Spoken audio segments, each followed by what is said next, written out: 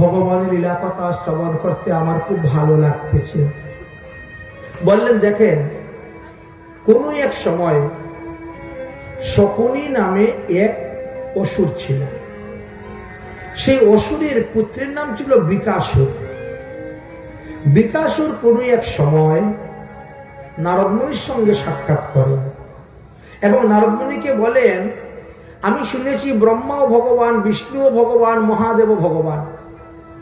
তো তিন ভগবানের মধ্যে কোন ভগবানের পূজা করলে তাড়াতাড়ি সন্তুষ্ট হয়, প্রসন্ন হয়, পাওয়া যায়, বলুন। নারদ মুনি বললেন, মহাদেব। মহাদেবের এক নাম হলো আশুতোষ। ইনি অতি অল্পতে সন্তুষ্ট হয়ে যান, তার ভজন করলে তাড়াতাড়ি তাকে পেয়ে যাবে। বিষ্ণুকে ভজন করলে অনেক দেরি লাগে পেতে। তখন তিনি মহাদেবের ভজন করতে বসলেন। মাত্র 7 দিন ভজন করলেন, মহাদেব সন্তুষ্ট। পার্বতীকে সঙ্গে করে নিয়ে এসেছেন ভক্তকে বরদান দেওয়ার জন্য। অহে বিকাসুর, তোমার ভক্তিতে সন্তুষ্ট হয়ে আমি এসেছি, তুমি আমার কাছে বর চাও। তুমি যে বর চাইবে আমি তোমাকে সেই বর দিব। বিকাসুর বলো চতুর। বিকাসুর দেখলো পার্বতী দেখতে খুব সুন্দরী। মনে মনে চিন্তা করলো, মহাদেবকে যদি মেরে দিতে পারি তাহলে তো পার্বতী আমার হয়ে যাবে। বুদ্ধি করলো, বর চাইব কি? জৈস্য জৈস্য করং শীর্ষ রাজ্যসে মৃয়তাম ইতি। আমি যার যার মাথায় হাত দিব সেই জন্য ভস্ম হয়ে যায়, মরে যায়, এই বর আমাকে দিন।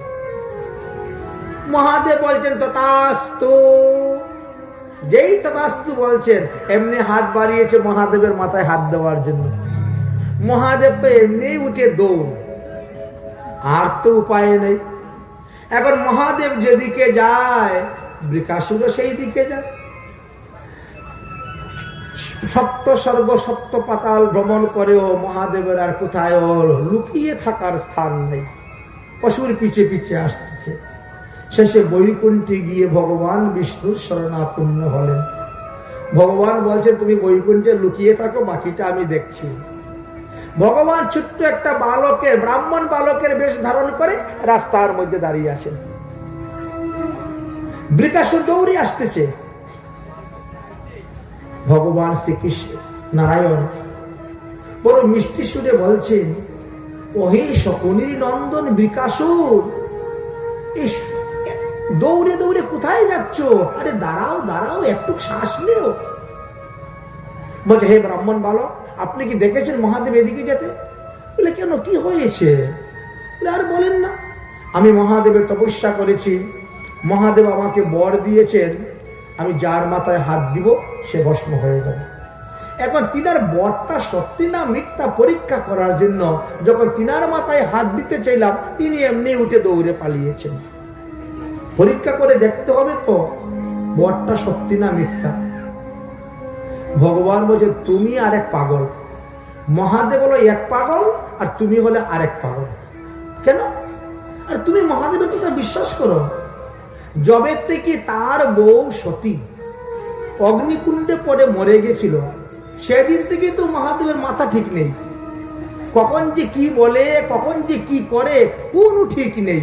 শ্মশানে মশানে ঘুরে বেড়ায়, বাংদুত্রা খায়, শ্মশানে ছাই গায়ের মধ্যে। পাগল না?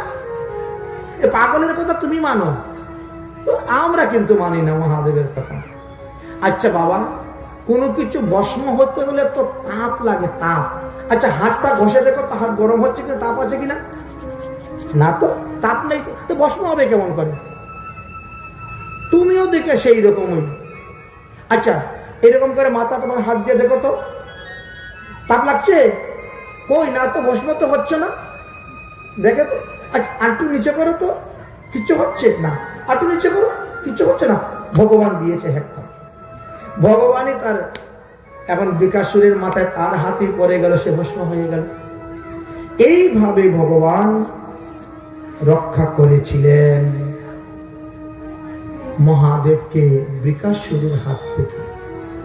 শুনে অত্যন্ত সন্তুষ্ট হয়ে গেলেন, প্রসন্ন হয়ে।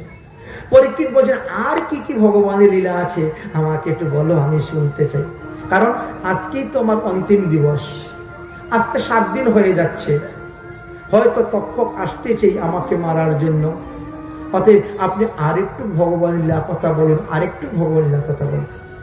বললেন যে কোন এক সময়ে 88,000 ঋষি একত্রিত হয়ে সরস্বতী নদীর তটে একটি বিশাল যজ্ঞ করতে বসেছিলেন। কিন্তু যজ্ঞ করতে গিয়ে কার পূজা আগে হবে, কে শ্রেষ্ঠ, এই নিয়ে একটা ঝগড়া বেঁধে গেছিল। কেউ বলছে ব্রহ্মা শ্রেষ্ঠ, ব্রহ্মার পূজা করো, কেউ বলছেন মহাদেবের শ্রেষ্ঠ, মহাদেবের পূজা করো, আর কেউ বলছেন বিষ্ণু শ্রেষ্ঠ, বিষ্ণুর পূজা করো। এইভাবে তাদের মধ্যে একটা বিশাল ঝগড়া শুরু হয়ে গেল। এখন এই ঝগড়ার মীমাংসা করবে কে? এই ঝগড়ার মীমাংসা করার জন্য ভৃগু ঋষিকে পাঠিয়েছিলেন। তো ভৃগু ঋষি প্রথমেই তিনি ব্রহ্মলোকে গেলেন ব্রহ্মাকে পরীক্ষা করার জন্য। গিয়ে দেখেন ব্রহ্মলোকে খুব নাচ গান হচ্ছে, ধুমধাম। তিনি একপাশে দাঁড়িয়ে দাঁড়িয়ে দেখছেন নাচ গান। ব্রহ্মা কিন্তু লক্ষ্য আছে, কে আসছে কে যাচ্ছে। দেখলেন যে এত বড় একটা দেবসভার মধ্যে ভৃগু ঋষি আসলো, কিন্তু কোনো দণ্ডবোধ করলো না, প্রণাম করলো না। এই জন্য এর উপর একটু অসন্তুষ্ট। গান বাজনা যখন শেষ হলো তখন বলছেন, কি হে ভৃগু, তুমি কি শিষ্টাচার ভুলে গেছো? ব্রহ্মলোকে এসেছো, ব্রহ্মসভাতে এসেছো, আর এখানে একটু দণ্ডবোধ প্রণাম করতে হয় না? এইটুকু শিষ্টাচার তোমার নেই? ভৃগু তো গেছেন পরীক্ষা করার জন্য। তিনি বলছেন, আমি হলাম আপনাদের এই সভার মধ্যে অতিথি। আপনাদের কর্তব্য ছিল আমাকে স্বাগত জানিয়ে আসুন আসুন, বসুন বসুন, অতিথি নামি। কিন্তু আপনারা আমাকে সম্মান না করে আমার কাছ থেকে সম্মান পাওয়ার চেষ্টা করতেছেন। এটা নিয়ে আপনাদের ব্রহ্মলোকের ভদ্রতা? ব্রহ্মা তো রাগ হয়ে গেছেন। আচ্ছা, ব্রহ্মার বাড়িতে এসে, ব্রহ্মার ঘরে এসে ব্রহ্মাকে ধর্ম শেখাচ্ছেন, রাগ হবে না? আমার পুত্র, ভৃগু কিন্তু পুত্র, ছেলে হয়ে বাবাকে শিক্ষা দিচ্ছে। এমনিই তিনি অস্ত্র নিয়েছেন মারার জন্য। ভৃগু ঋষি তখন রেগে গেলেন। রেগে গিয়ে তিনি কি করলেন, অভিসম্পাদ দিয়ে দিলেন। রজস্বা মহুত্রাম দ্রুকতম যস্যাম অবমান্যতে তস্মাদ সর্বলোকানাম পূজাত্তং স্তামপ্নতি। হে ব্রহ্মাজি, তোমার মধ্যে রজগুণ অধিক, তাই কথায় কথায় তোমার রাগ, এত ক্রোধ, তাই আমি তোমাকে অভিসম্পাদ দিলাম। এই পৃথিবী থেকে তোমার মন্ত্র এবং কবচ লুপ্ত হয়ে যাবে, পৃথিবীর লোক আর তোমার পূজা করবে না বলে চলে গেছে। সেখান থেকে গিয়ে উপস্থিত হয়েছেন কৈলাস পর্বতে, মহাদেবের সঙ্গে সাক্ষাৎ করবেন। কিন্তু মহাদেব তখন দুপুরবেলা খাওয়া দাওয়া করে একটু বিশ্রাম করছেন পার্বতীকে নিয়ে। দরজায় দারোয়ান হলেন নন্দী। নন্দী দরজায় দারোয়ান গিয়ে বলছেন, অলক নিরঞ্জন। নন্দী বলছে, আস্তে আস্তে আস্তে, এত জোরে চিৎকার করছেন কেন? এখন বিশ্রামের সময়। বলে, বাবা বিশ্রাম করছেন? এই আমি আসছি দেখা করার জন্য, যা গিয়ে বল। না না, বলা যাবে না, বলা যাবে না। 12টা থেকে 4টা পর্যন্ত সব মন্দির বন্ধ। দুপুরবেলা ঠাকুর বিশ্রাম করেন, তখন দেখা যায় না। পরে পরে হবে না, এখনই হবে, এখন এখন আমি দেখা করতে এসেছি। এখন শুরু হয়ে গেছে ঝগড়া দুজনের মধ্যে। ঘর থেকে পার্বতীর ঘুমটা একটু পাতলা, তো ঘুমটা ভেঙে গেছে। পার্বতী মহাদেবকে বলছেন, ওগো দেখো দরজার মধ্যে কে ঝগড়া করতেছে, এই ঝগড়াটাকে সামলাবো, ঘুমাবো কেমন করে? মহাদেব ঘুমের থেকে উঠলেন, উঠে দরজার মধ্যে আসে, কে রে ঝগড়া করছো? আরে ভিগু ঋষি, আহা বন্ধু আসো আসো আসো। ভিগুকে দেখে কিন্তু মহাদেব এখানে প্রেমে গলে গেছেন। আহা আসো আসো আসো। ভিগুতে গেছে পরীক্ষা করার জন্য। খবরদার আমাকে ছুবে না, তুমি স্ত্রীর সঙ্গে ঘুমিয়ে আসছো। মহাদেবকে বলছে, তুমি স্ত্রীর সঙ্গে ঘুমিয়ে এসেছো আর আমাকে আলিঙ্গন করতে? আমি হলাম ব্রহ্মচারী মানুষ, তপস্বী মানুষ, শুদ্ধ সদাচার মানুষ। তুমি ভাঙদুত্রা খাও, শ্মশানে মশানে ঘুরে বেড়াও, শ্মশানে ছাই মাখো, হাড্ডির মালা গলায় রাখো, আর এসে আমাকে আলিঙ্গন করতে? মহাদেবেরও ক্রোধ উঠে গেছে। পার্বতী তখন উঠে এসে মহাদেবকে বলছে, আরে অতিথি ব্রাহ্মণ থাক। মহাদেবের ত্রিশূল হাতে নিয়ে নিয়েছেন। তখন ভিগু ঋষির ক্রোধ হয়ে গেল। দৌড়ে দৌড়ে যাচ্ছেন পালিয়ে, আর অভিসম্পাদ দিচ্ছেন, নারী সঙ্গ মত্ত ঔষৌ যস্মাৎ মম অবমান্যতে যোনি লিঙ্গ স্বরূপে জয় তস্মাৎ তস্যে ভবিষ্যতি। আমি এসেছি দরজার সামনে, এই কথা জেনেও তুমি তোমার স্ত্রীকে নিয়ে ঘুমিয়ে আছো, আর এতক্ষণ নন্দীর সঙ্গে ঝগড়া করার পরে উঠে এসেছ। তে যাও, আমি অভিসম্পাদ দিলাম, ভবিষ্যতে পৃথিবীতে তোমরা লিঙ্গ আর যোনিরূপী প্রকাশ হবে, ওইভাবেই পূজা পাবে। এই তো শিবলিঙ্গ পূজা, এটা ভিগু ঋষির অভিসম্পাদ। সেখান থেকে রওনা হয়েছেন বৈকুণ্ঠে বিষ্ণুকে পরীক্ষা করার জন্য। ভগবান বিষ্ণু দুপুর বেলা খাওয়া দাওয়া করে বিশ্রাম করতেছেন, লক্ষ্মী পদসেবা করতেছেন। বলা নেই, কোয়া নেই, কিছু নেই, গিয়ে ঠাস করে বুকের মধ্যে লাথি মেরে দিয়েছেন ভগবান বিষ্ণু। লাথি খেয়ে তো ভগবান ঘুমের থেকে উঠলেন। উঠে যে কত অনুনয় বিনয় স্তুতি করলেন, আহা আমার হৃদয়টা পাষাণের মতো কঠিন, তোমার এই কোমল চরণে ব্যথা লেগেছে। লক্ষ্মী জল নিয়ে আসে, ঠান্ডা জল নিয়ে আসে, পায়ের মধ্যে দাও। আমার হৃদয়টা পাপে পরিপূর্ণ হয়ে গেছিল, আজ তোমার পদচিহ্ন পেয়ে, তোমার চরণ ধুলা পেয়ে আমার হৃদয়ের পাপ দূর হলো। আজ থেকে লক্ষ্মী আমার হৃদয়ে নিবাস করতে পারবে। আমি আজ থেকে এই ভিগুপদ চিহ্ন বক্ষে ধারণ করে রাখবো। কতই না বললেন, কতই না স্তুতি করলেন। দেখবেন প্রত্যেকের বাড়িতে গোপালের মূর্তি আছে, গোপালের মূর্তিকে দেখবেন বক্ষের মধ্যে একটা চরণ চিহ্ন দেওয়া আছে, এটা ভিগুপদ চিহ্ন। অনেক স্তুতি ভক্তি করলেন ভিগু ঋষি। তখন সেখান থেকে একটি গান গাইলেন, আর গান গাইতে গাইতে তিনি মৃত্যুলোকে আসলেন, যে এই পৃথিবীতে একমাত্র বিষ্ণুই হলেন উপাস্য দেবতা, আর কেউ উপাস্য দেবতা নয়। এই বলে তিনি ওই সিদ্ধান্ত স্থাপন করে দিলেন যে ভগবান বিষ্ণু ছাড়া আর অন্য কারো পূজা করতে যেও না, একমাত্র বিষ্ণু পূজা করো। তস্মাদ তমেব বিপ্রাণাং পূজ্য নন্যেনম স্থিতশ্চন মহোদয় পূজানন্নাম স্বপাশং বিভবে ধ্রুবম। ভগবান বিষ্ণুই হলেন একমাত্র আমাদের পূজনীয়। এতদ ভিন্ন যদি কেউ অন্য দেবদেবীর পূজা করে, তাহলে সে পাষণ্ডী, সে পাষণ্ডী আচরণ হইবে। যাই হোক, যৎপাদ সলিলং সেব্যায়াং পিতৃনাম দেব কৌশাম।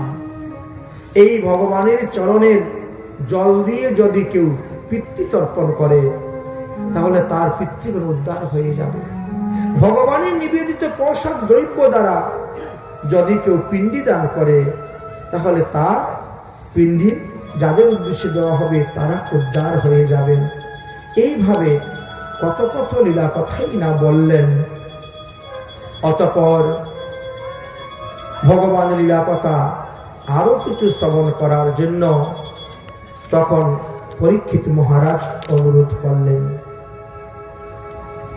সুখদেব গোস্বামী পাদ বললেন, হে মহারাজ পরীক্ষিত, দ্বারকাতে 18 জন মহারথী ছিলেন।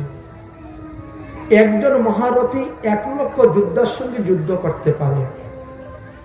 এই 18 জন মহারথী যদি একসঙ্গে গিয়ে কোথায় যুদ্ধে নামে, তাহলে 33 কোটি দেবতারাও তাদের সঙ্গে যুদ্ধ করে পারবে না।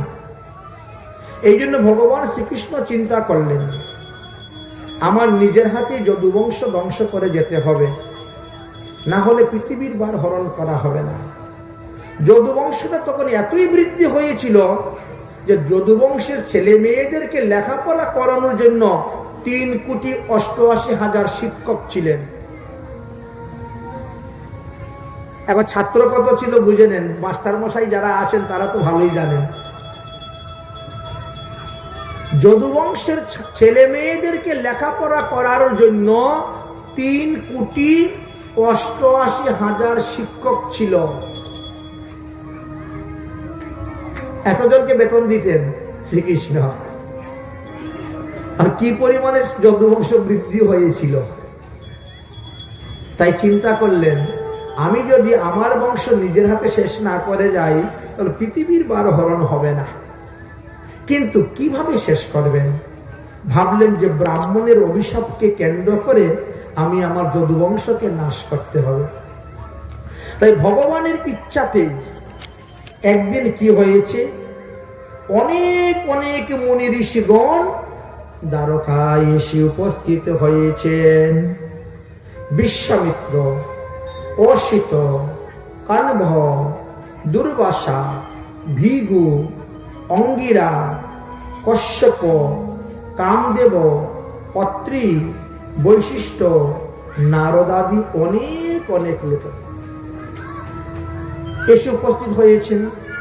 ভগবান শ্রীকৃষ্ণকে দণ্ডবত প্রণাম করে তারা পিণ্ডরিক নামক তীর্থেতে গিয়ে ওখানে বিশ্রাম নিচ্ছেন।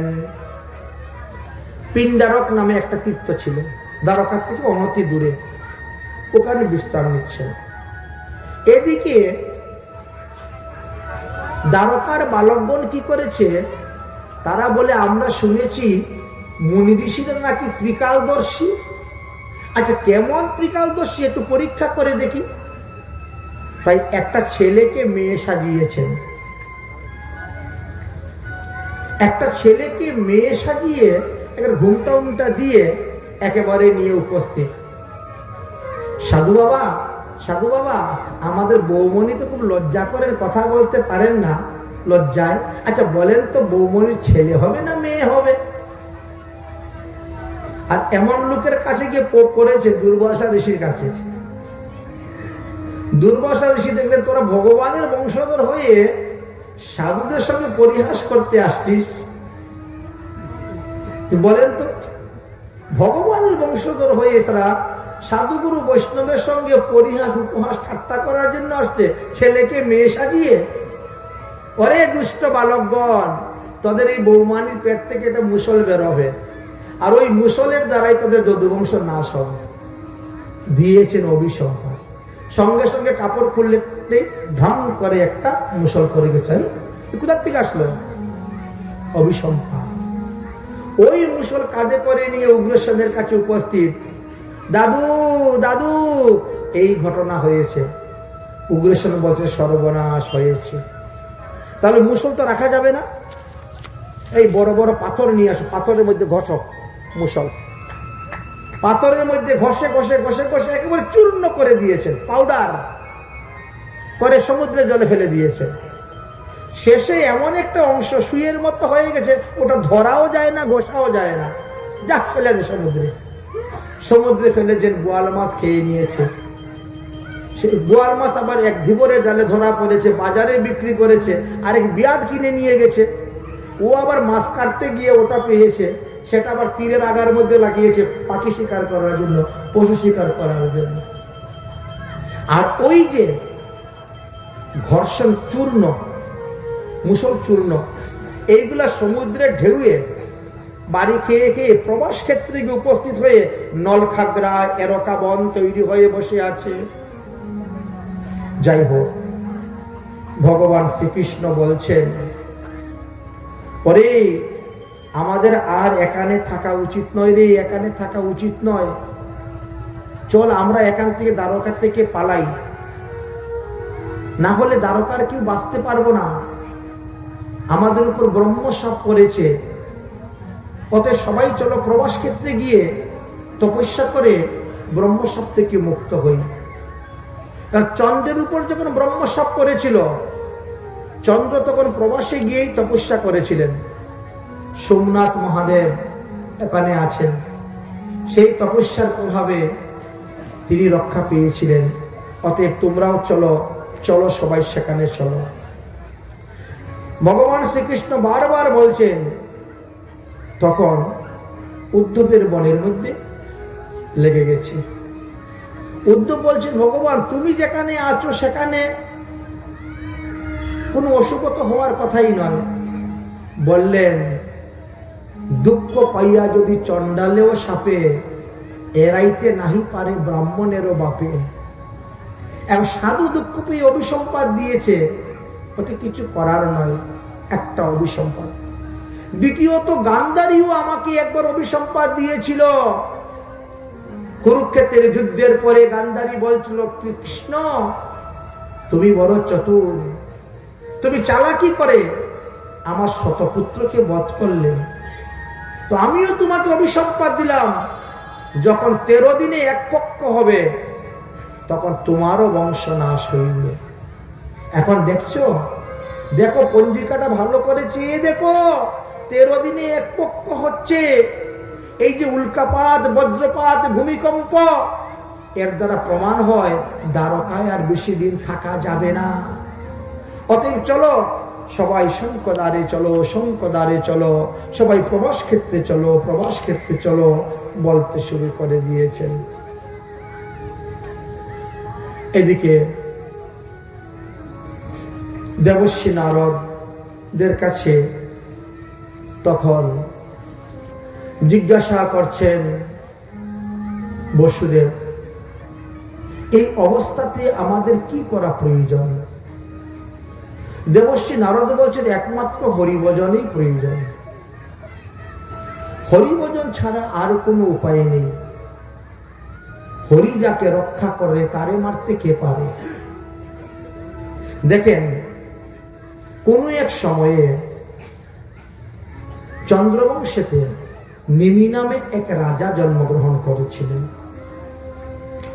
তিনি কোন এক সময়ে এক বিশাল যজ্ঞ করেছিলেন। সেই যজ্ঞতে নবযুগেন্দ্র এসে উপস্থিত হয়েছিলেন।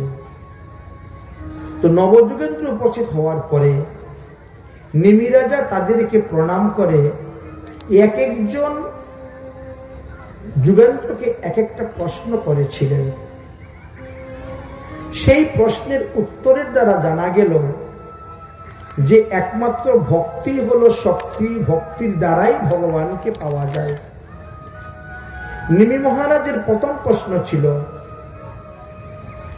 যার ভজন করলে, যে ভজন করলে অনাহাসে জন্ম মৃত্যুর হাত থেকে রক্ষা পাওয়া যায়, সেই ভজনটা কি এবং কার? তখন বলছেন, একমাত্র হরিভজন। শ্রীকৃষ্ণ ভজনে সবার অধিকার, কুলের গৌরব নাই। প্রেমানন্দ কহে, যে করে গৌরব সে নিতান্ত মূর্খ ভাই। তাই ভজনের মধ্যে শ্রেষ্ঠ নববিধা ভক্তি, কৃষ্ণ প্রেম দিতে কৃষ্ণ ধরেন মহাশক্তি। তার মধ্যে সর্বশ্রেষ্ঠ নাম সংকীর্তন, নিরপরাধে নাম নিলেই পাওয়া যায় প্রেম ধন। নিমি মহারাজ দ্বিতীয় প্রশ্ন করেছিলেন যে ভগবানের ভক্ত কত প্রকার এবং কি কি? তখন দ্বিতীয় প্রশ্নের উত্তর দিলেন, হবে ভগবানের ভক্ত হলো 3 প্রকার, উত্তম, মধ্যম, কনিষ্ঠ। আবার উত্তম ভক্তের মধ্যে উত্তম, মধ্যম, কনিষ্ঠ আছে। মধ্যম ভক্তের মধ্যে উত্তম, মধ্যম, কনিষ্ঠ আছে। আবার কনিষ্ঠ ভক্তের মধ্যেও উত্তম, মধ্যম, কনিষ্ঠ আছে। যারা কনিষ্ঠ ভক্ত তারা ক্রমে ক্রমে হইবে উত্তম। নিমি মহারাজ তৃতীয় প্রশ্ন করলেন, সাধু সন্ত মহাত্মাগণ যারা, তারা মায়াকে কিভাবে জয় করতে পেরেছেন আমাকে একটু বলুন। তখন বলেন, মায়া দেশে ভগবানের তপস্যা যারা করে তারা অনায়াসে মায়াকে জয় করতে পারে। মায়ার দুইটি লক্ষণ, এক হলো যুগমায়া আর এক হলেন মহামায়া। এই তো দুই লক্ষণ হলো মায়ার। তাই যুগমায়ার কাজ হলো, যুগমায়া কি করে? ভগবানের সঙ্গে জীবকে সংযুক্ত করেন। আর মহামায়া কি করেন? মায়ার মধ্যে ভুলিয়ে রেখে দেন। এই দুই দেবীর দুই কাজ। নিমি মহারাজ চতুর্থ প্রশ্ন করলেন, ভগবানের মায়াকে অতিক্রম করতে গেলে আমাকে কি করতে হবে? বললেন, যারা মায়াধীশ তাদের চরণ আশ্রয় করে ভজন করলেই তুমি মায়াকে অতিক্রম করতে পারবে। নিমি মহারাজ তারপরে প্রশ্ন করলেন, ভগবানের অবতার কি কি এবং কত প্রকার? ভগবানের 24 অবতারের মধ্যে হংস অবতারের কথা তখন সেখানে বর্ণন করেছিলেন। নিমি মহারাজ তারপরে প্রশ্ন করলেন, লৌকিক এবং পরলৌকিক ভোগবিলাস যদি ত্যাগ করতে না পারা যায় তাহলে কিভাবে ভগবান পাওয়া যাবে? তখন সেই প্রশ্নের উত্তর দিতে গিয়ে বললেন, একমাত্র সাধুসঙ্গ এবং সাধুমুখী হরিকথা শ্রবণের দ্বারাই আমরা পারব। তারপরে নিমি মহারাজ নবম প্রশ্ন করেছিলেন যে কলিযুগের মানুষ কিভাবে হরিভজন করবে সেটা আমি জানতে চাই। এটা কিন্তু ত্রেতা যুগের কথা। ত্রেতা যুগেই নিমি মহারাজ কলিযুগের লোকের কথা জানতে চেয়েছিলেন। তখন বলেন, কলিযুগের মানুষ কৃষ্ণ বর্ণ কৃষ্ণ ও কৃষ্ণ সাঙ্গ উপাঙ্গ অস্ত্র পার্শ্বদম যজ্ঞে সংকীর্তন প্রায়ই যজন্তি হি সুমেধসা। অর্থাৎ কলিযুগের মানুষ কি করবে? কৃষ্ণ নাম সংকীর্তন করবে। অকৃষ্ণ কালো বর্ণ নয়, গৌরবর্ণ তনু শ্রী শ্রী গৌর সুন্দরের উপাসনা করবেন। আর কি করবেন? গৌর সুন্দরের সঙ্গে তৎ অঙ্গস্বরূপ নিত্যানন্দ এবং অদ্বৈত প্রভু আসবেন। অঙ্গের অঙ্গ উপাঙ্গ স্বরূপ গদাধর পণ্ডিত, শ্রীবাস পণ্ডিত, 64 মহান্ত, দ্বাদশ গোপাল, 6 গোসাই, অষ্ট কবিরাজ আসবেন। তাই কলিযুগের সুবুদ্ধিমান মানুষ যারা, তারা এইভাবে পঞ্চতত্ত্বের এবং রাধা গোবিন্দের যুগপৎ উপাসনা করে তারা উদ্ধার হয়ে যাবে। আমাদের মহাজনগণ বলছেন একটা পদ, যদি গৌর না হইত তবে কি হইত, কেমনে ধরিতাম দে, রাধার মহিমা প্রেম রস সীমা জগতে জানাই তোকে, মধুর বিন্দা বিপিন মাধুরী প্রবেশ চাতুরী সার, বরজ যুবতী রূপের ভগবতী সম্পত্তি হইত কার। তাই মহাপ্রভু যদি না আসতেন তাহলে আমরা বৃন্দাবন ধাম জানতাম না, চিনতাম না। আমরা গোপী প্রেম, ব্রজ প্রেম, রাধা প্রেম কিছুই জানতে পারতাম না। আজ মহাপ্রভু এসেছেন বলে আমরা জানতে পারতেছি। আসুন, আমাদের মহাজনগণ খুব সুন্দর একটি পদ রচনা করেছেন। মহাপ্রভু হরিনাম প্রবর্তন করেছেন। হরিনামের পিতা হলেন আমার গৌর সুন্দর। তাই মহাপ্রভু কি বলছেন? হরিনাম মধুর রস পিয়রে মনুয়া, এই সংসার সব ঝুটা। হরিনাম মধুর রস পিয়রে মনুয়া, এই সংসার সব ঝুটা। হরিনাম মধুর রস পিয়রে মনুয়া, এই সংসার সব ঝুটা। এই সংসার সব ঝুটা রে মনুয়া, এই সংসার সব ঝুটা। এই সংসার ঝুটা রে মনুয়া, এই সংসার সব ঝুটা। হরিনাম মধুর রস পিয়রে মনুয়া, এই সংসার সব ঝুটা। হরিনাম মধুর রস পিয়রে মনুয়া, এই সংসার সব ঝুটা।